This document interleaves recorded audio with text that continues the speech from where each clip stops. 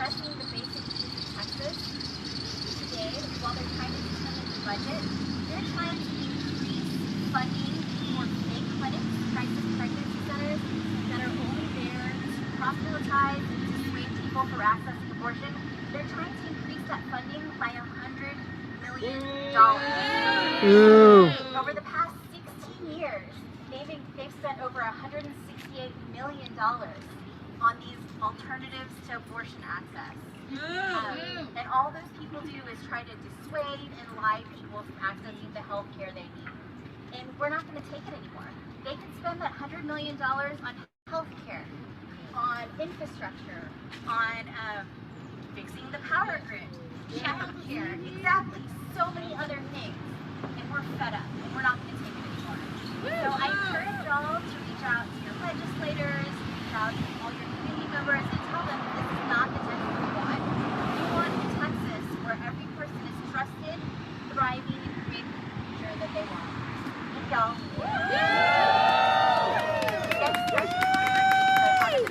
I'm going to try to go to the other side to be closer. Thank you so much. So what do we want? Justice! When do we want it? Now! Louder! What do we want? Justice! When do we want it? Now! Thank you all so much. Buenas tardes. My name is Ana Gonzalez and I'm the Policy Director with Workers Defense. We're a statewide membership-based organization fighting for better conditions for low-wage workers and immigrants in our state. And at Workers Defense, we know that as construction workers, they're the backbone of the Texas I don't think this sounds very good just because we're not at the podium, but it's going well. So. Construction workers have been on the front lines of the pandemic, and those same workers will be tasked to rebuilding our state following the devastation of the February winter storm on our infrastructure. Construction workers, like many workers across the state, are essential workers and have always been essential. But instead, prioritizing the needs of workers and their families who have been suffering, who needed protection long before the pandemic started. Lawmakers seem to be more interested in taking the rights of Texans away. Do we want that? No! SB 14 would undo basic worker protections that keep Texans alive. We have fought alongside our members and many people behind me. Is that that? Yes, that's for the research Local elected leaders, public health advocates, and responsible business owners to win policies that set living wages so that workers can earn a living wage, have basic safety protections on the job, be able to afford to take a day off when they or their loved ones get sick, have a water break when they need and need a few minutes to rest in the shade, and policies to protect workers from discrimination. Nearly 50,000 Texans have already died of COVID. Workers die. Deaths from the winter storm. Construction workers die every 3 days in our state. Texas is the deadliest state when it comes to construction. So despite the suffering and the loss through Texas, lawmakers again and again have chosen to uphold the status quo that relegates too many workers, particularly workers of color, low wage, to unsafe jobs that provide no benefits or job security. Do we agree that Texas deserves better? Yes! Do we agree that Texas deserves better? Yes! Today, Workers Defense is proud to join local elected leaders and all the amazing organizations that are here today that have fought and continue to fight here at the Capitol and many other places for the equity, dignity, and justice that all of our communities deserve. We are honored to be in this fight and stand with you. And we will continue to be in this fight together. Thank you all so much for being here. And now it's my honor to introduce the amazing Bob Benavides with Texas Freedom Network. Thanks. Yeah.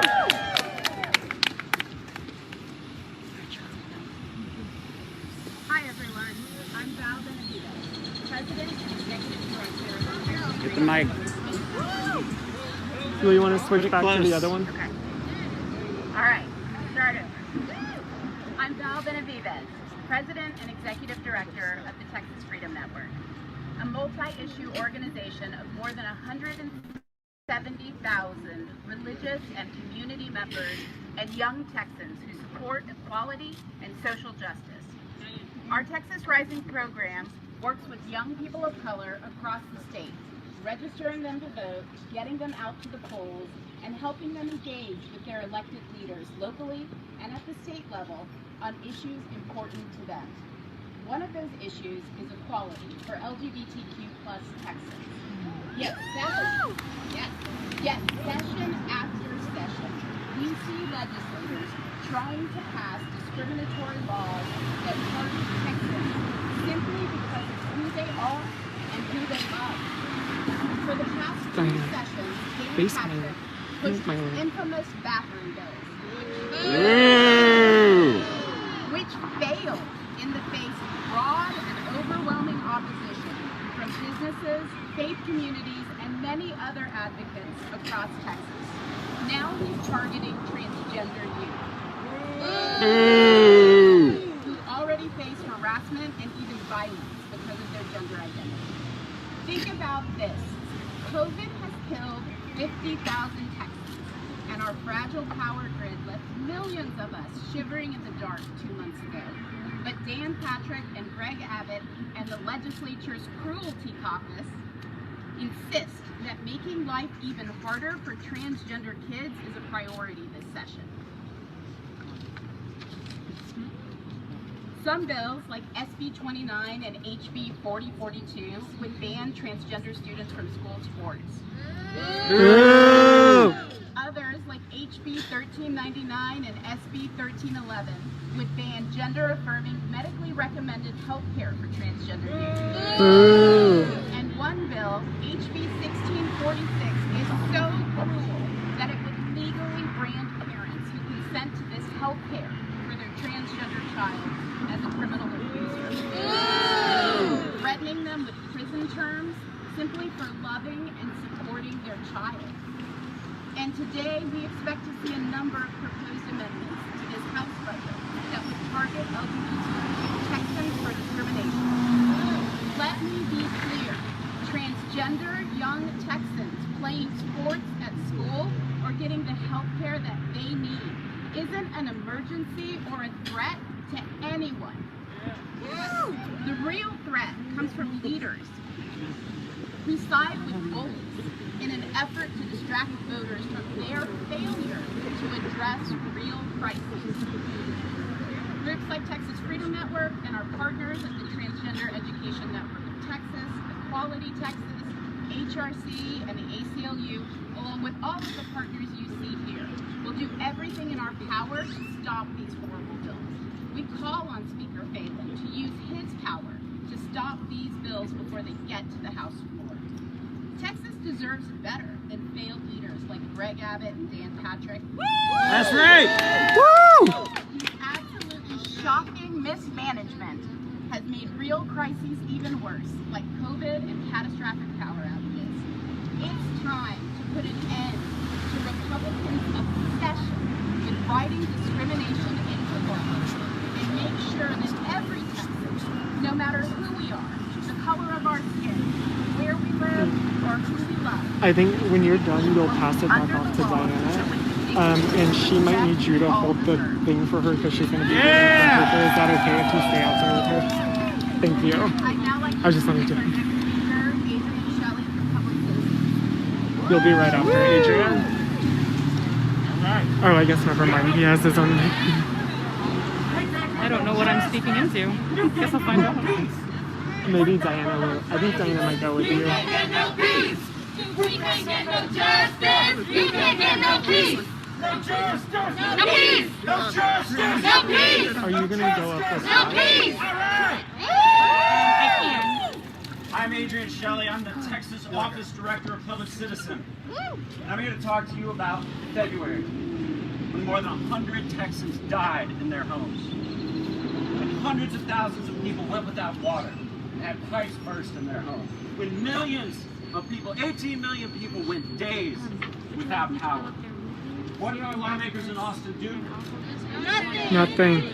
Some of them know that we deserve better. Some of them are investing in people, like Representative Ana Hernandez. We filed the Power Act, House Bill 3460, which would give direct payments to people affected by the storm, $1,000 to $2,500 to you. Your money back to you. Some lawmakers are pushing energy efficiency bills. Let's save energy. 1% savings each year. That's Senator Sarah Eckhart, Representative Raphael and Shia. Senate Bill 243 and House Bill 4556. The cheapest energy is the energy we don't use. The energy we save. Let's make energy costs really cheaper. happy.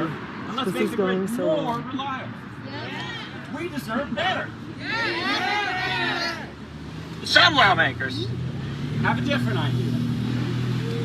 Some lawmakers are looking to line the pockets of the very energy companies that failed us in February.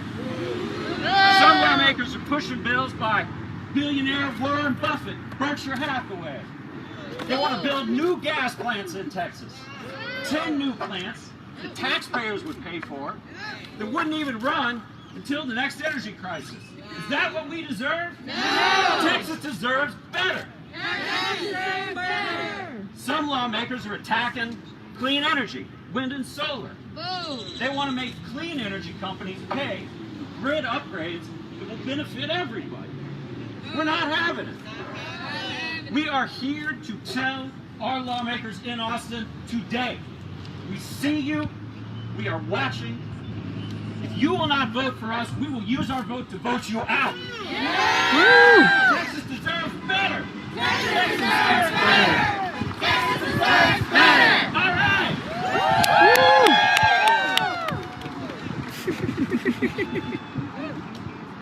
And now we'll be hearing from Ash Paul,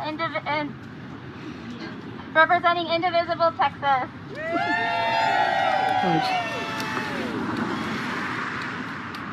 Hello, hello. Thank you for being here today. I can't believe that we're about 100 days into session and we are wasting time attacking transgender children, coming after reproductive rights, and putting guns into the hands of people that do not need them instead of focusing on what Texans need the most. That's right. I've been doing this kind of work for about 10 years now, and I've never seen a session where lawmakers seem so determined to not do what we sent them here to do. I want to talk about education first. For one thing, our state is literally sitting on $18 billion from the federal government right now that they could be using to help our kids receive the resources they need to get a better education, to pay our teachers better, and to make sure that our schools are COVID safe.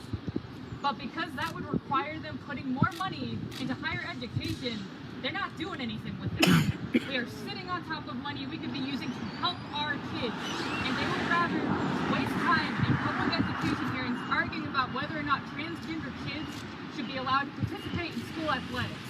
That is ridiculous. Yeah. Our legislators are going to be debating the budget today. I swear, if we waste more time fighting about whether or not transgender kids should be receiving gender-affirming health care than we spend time on whether or not our teachers should be getting a raise this year for their incredible work educating our kids in the middle of a pandemic, I'm going to scream. Texas deserves better. Exactly. That's right. Our kids deserve better. Our teachers deserve better. Our parents deserve better. Texas deserves better. That's right. Now that's not the only thing that we need to have our legislators paying attention to. In the middle of a pandemic, I can think of no greater issue than that of Medicaid expansion. And again, I've seen healthcare hearings wasted talking about whether or not transgender kids should be allowed to access gender-affirming healthcare instead of whether or not we want to give healthcare access to 5 million Texans that do not have it. Not to mention the 1.6 million Texans who lost their healthcare access when they lost their jobs in the middle of the pandemic. These are life and death issues that we elect people to go to this building and fix for us. These people are supposed to represent us, and they are not doing that. And I hope every Texan who is watching this goes ahead and makes these calls to their representatives and lets them know exactly why we elected these people to come here. It wasn't to debate red meat issues that are going to look great in the primary. It's not about politics. It's about saving lives. Yeah. Woo! Texans deserve better. Right. Thank you all so much for being here. I'm going to go ahead and pass it off to Diane. All right.